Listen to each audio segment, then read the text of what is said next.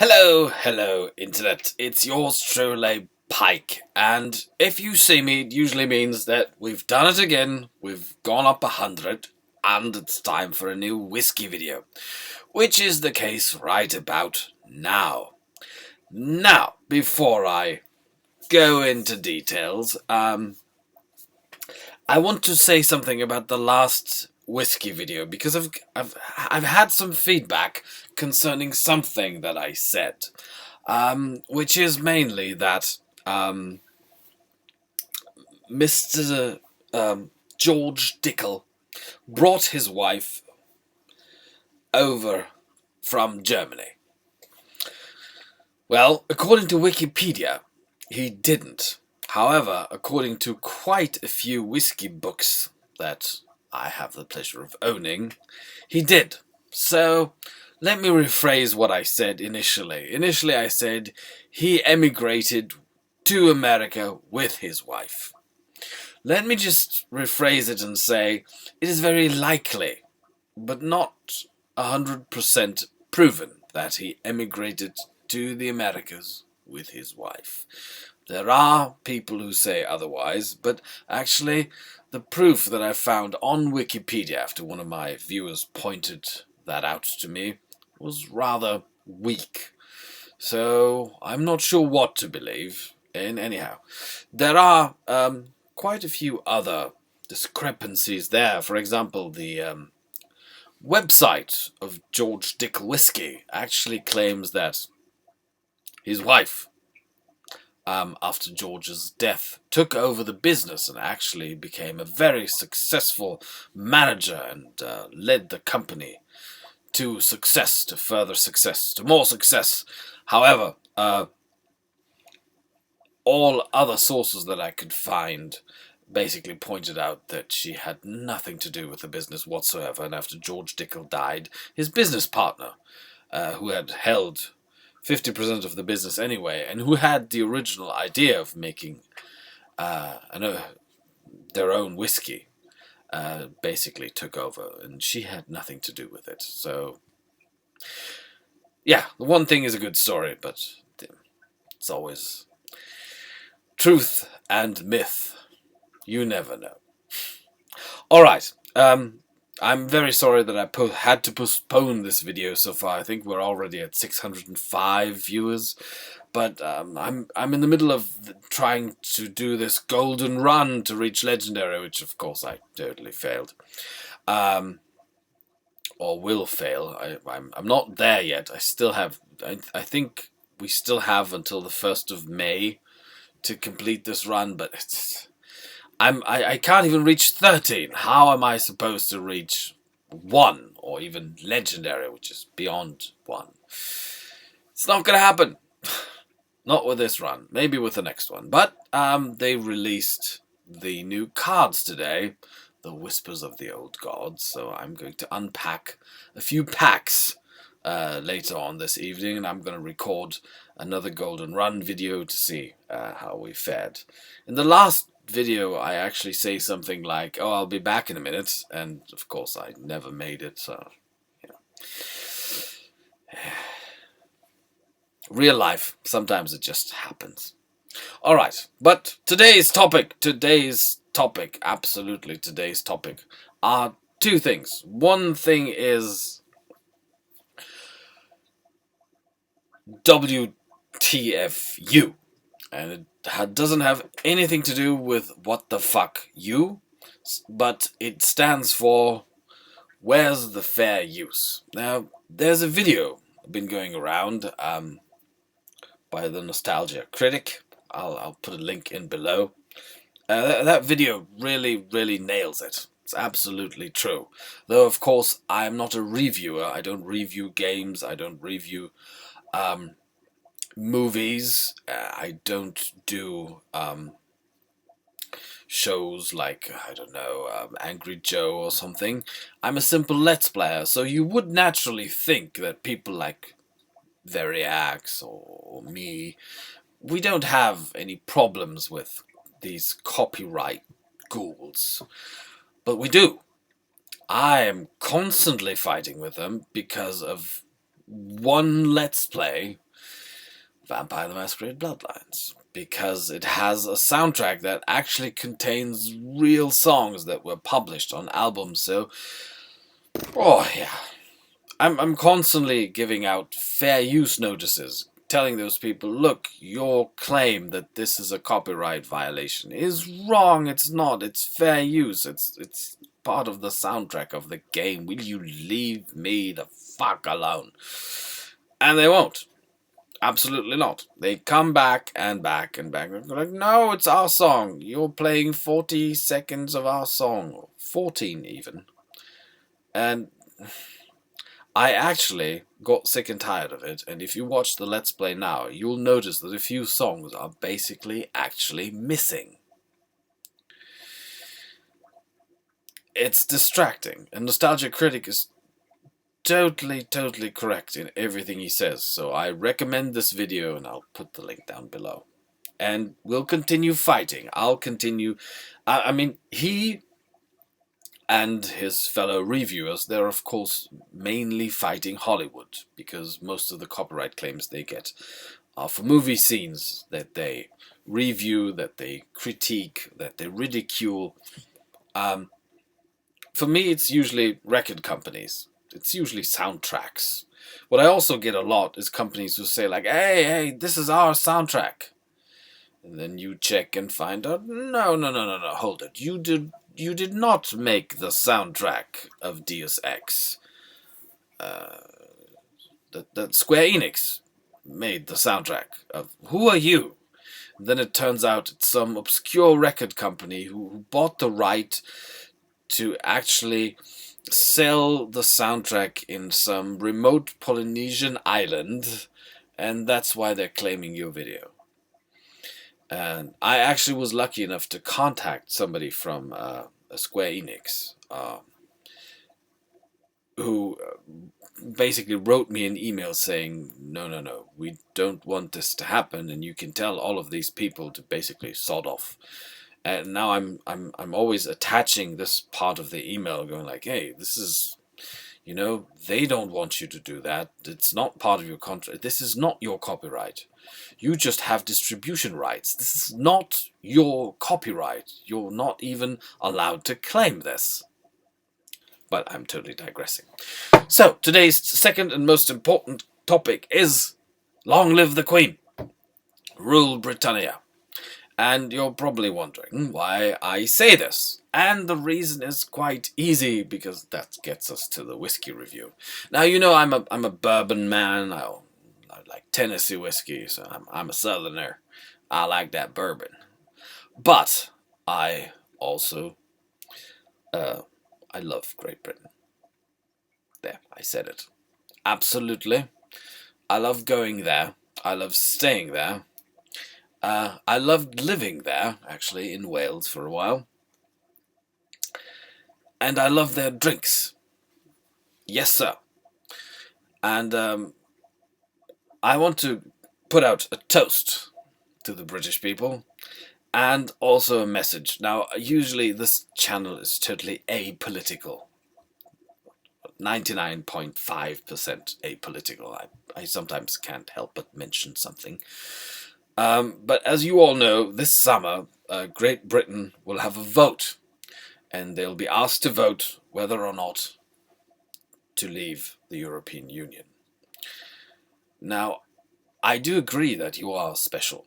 You're different. You are one of a kind. You are the British. But, and of course, if you decide to leave, we will not be Abraham Lincoln, raise an army and invade you to force you to stay in the Union. We won't do that to save the Union. No, we will be good Democrats, and we will allow you to leave, should you decide to leave. But I personally want to tell you that I would be very sad. It would be a sad day. And I do admit that some of my reasons are totally egoistic, because where then would I get my green goblin? It's hard enough to get now. Where would I get my Bulmer's pear cider? This is British, and it's excellent. Absolutely. This is from from the UK. It's an original UK product. Um, it's lovely. It's yummy. This thing is one of the best ciders I've ever drank, and so is this wonderful, absolutely great stuff. There's the Hobgoblin, which is a great beer. The Scottish Belhaven Ale is a masterpiece, and I know that I've not been nice to Scottish whiskies, but they are good, and I very often drink some of them. This is why today's whiskey video is about this guy, the Classic Laddie from Bruichladdich. I'm sure I pronounced that wrong. It's an Islay whiskey. The very special thing about this special edition is that it's 100% Scottish barley, and there's no peat. Like, usually there are a lot of people who say, like, no, I can't have these Islay whiskies. They're all so peaty. There are people who don't like the smoky notes. This thing, wow! Look at the color of the bottle. Insane. Unpeated. Yes, it is. 50% alcohol. Amazing bottle. And it's even signed by Jim McEwen, the head distiller. Yes. It is our mission to pursue the ultimate pedigree, provenance and traceability of our raw materials, chief of which is our barley, and to push the boundaries of the concept of terroir? Terroir in artisanal single malt whiskey. But there's an I in it. Terroir? That's a strange word to use here. Anyway, it's good. And I mean, we can get it over here on the continent because you're in the European Union. I can go, not to any supermarket, but there are a few special liquor stores where I can not only covet those lovely British drinks, but where I can actually buy them without having to fly to your frickin' country every time. Which is what I used to do in the olden days. I went to Great Britain like several times a year, because you have great parties there too. So we're going to try this one. Unpeated, but of course we're going to take a nosing glass. Look at this bottle, it's awesome.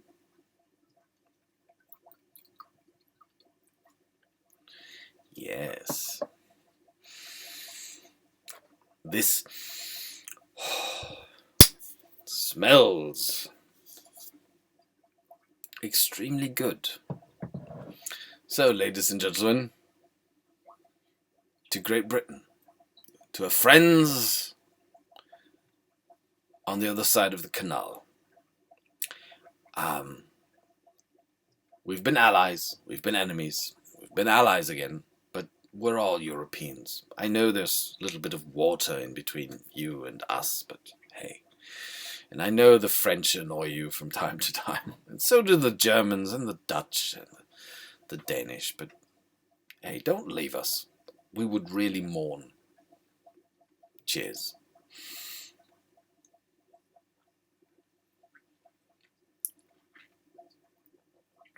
Oh, yes. I would really, really be sad. Oh, this is an excellent drop. Don't even know exactly how old this is.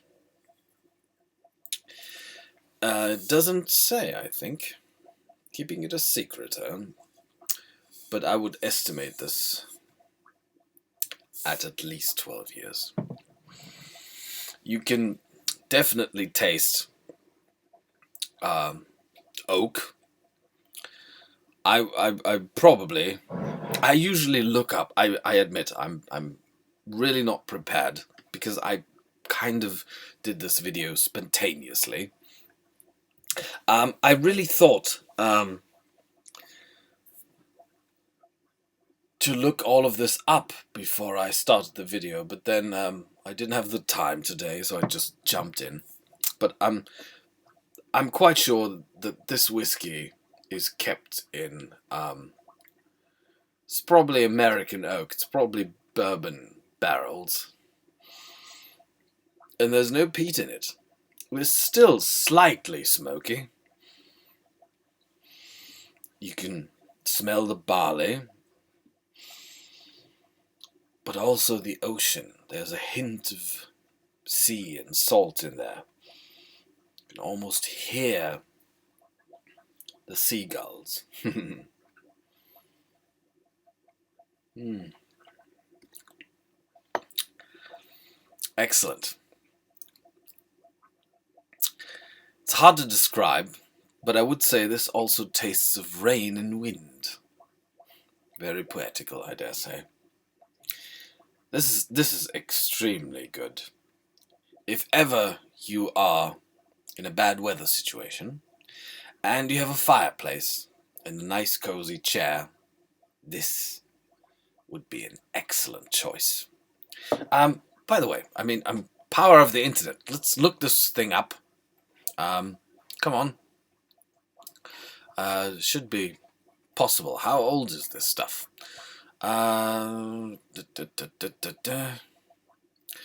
Must be able to find it somewhere. Let's try the internet. The old laddie. So here we are. Here we are. Whiskey. Well, really, is it? Single malt. Oh, of course it is. Scotland, Islay. There we go. There we go. American oak. It's right on that one. Really. Okay. They write that there's a hint of mint in there. Can't say I have that. There's certainly the sea, grass, sort of a malty sweetness. And there's also vanilla in here.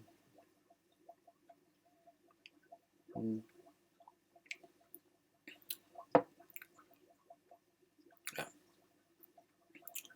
Once it's down, it has a little hint of caramel and brown sugar. It's interesting. But I was looking for the age. How old is this? Doesn't say. Doesn't want to tell me. That's mean. Come on. How old is it? Doesn't say. They're not telling.